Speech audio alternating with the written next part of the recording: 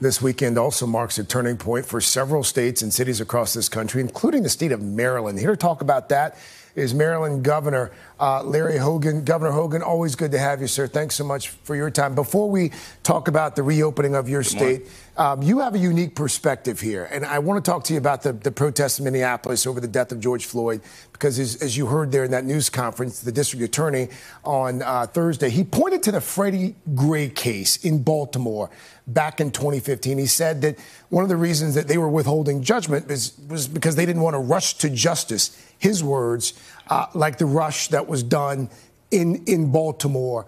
I was there in Baltimore when you called out the National Guard there. Is that a fair comparison? Is that a fair characterization of what happened in 2015? Was there a rush to justice? I don't think it's a fair comparison. The evidence here seems overwhelming and clear to me, and you have the video of exactly what happened.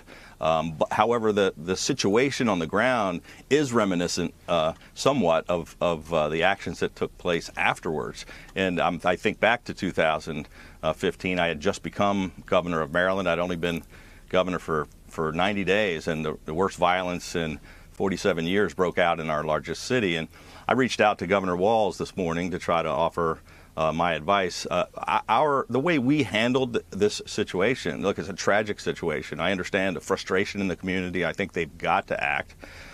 We sent in the National Guard and police officers to try to keep the community safe, because in the first few hours we had 400 businesses burned and looted and destroyed, and 137 police and firefighters injured.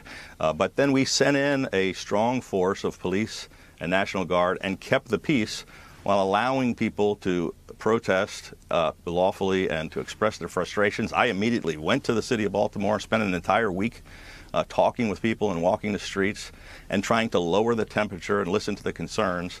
And after the first day, we had no violence whatsoever. That's just my advice, is that you've got to act, you got to be decisive, and you've got to get in there and try, because the violence is not helping the situation at all. There's legitimate concerns and frustrations that have to be addressed, but burning down buildings and this violence and looting and burning police stations is not the answer. You are also, in addition to your responsibilities as the governor of Maryland, you're also the chair of the Republican Governors Association.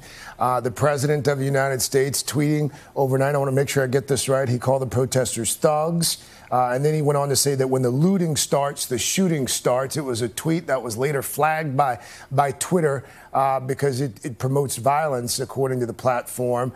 You've got the ear not only of governors, you've got the ear of the president as well. Language like that, does it help in a situation like this?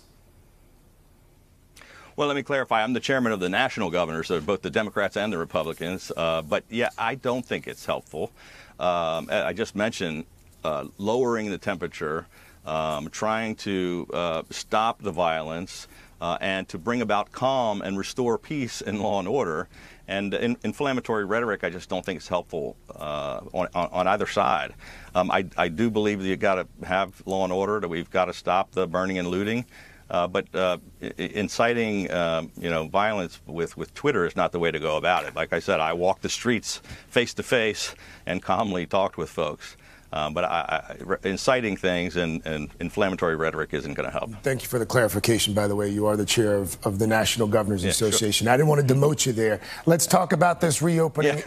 Let's talk about this reopening in Maryland. Phase 1, outdoor pools, sports camps, outdoor dining. What gives you the confidence to start this first phase of reopening there?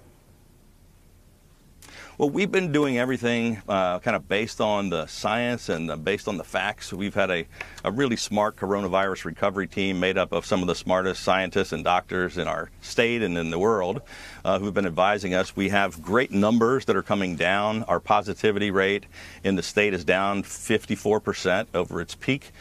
We've been consistently going down on hospitalizations, on ICUs, and on infection rates. We've been ramping up our testing capability and our surge capacity and our contact tracing. And so everyone felt we were in a position to slowly, gradually, and safely open some of the low-risk things like outdoor activities. So we're going a little more slowly than some states, but we needed to get some parts of our economy, get some of the more safe activities back on track, and it's going pretty well so far. Over Memorial Day weekend, we saw these crowds there, Ocean City, Maryland, wildly popular with tourists. A lot of folks on the boardwalk there, not a lot of social distancing, and quite frankly, and you can see it in this video here, the face coverings, not a lot of folks wearing those. Does that concern you at all? It does concern me, and we've talked about that. One of the things that some of the steps we've taken are to try to address that situation.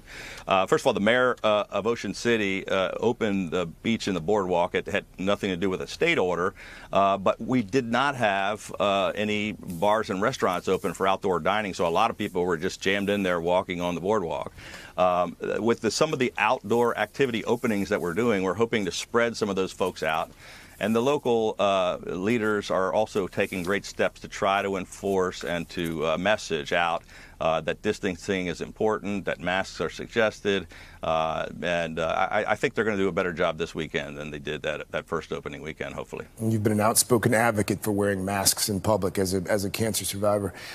Republican Governor Larry Hogan, who is the chairman of the National Governors Association. Governor Hogan, thank you. Good luck to you this weekend as well, my friend. Yeah, thank you very much. Chanel? That was a very good interview, Craig. By the way, I do want to mention, Craig, that you're next week going to be hitting the road for a very special series. We're calling it Reopening America. So we certainly look forward to your reports. There's certainly a lot to talk about in the days and weeks ahead.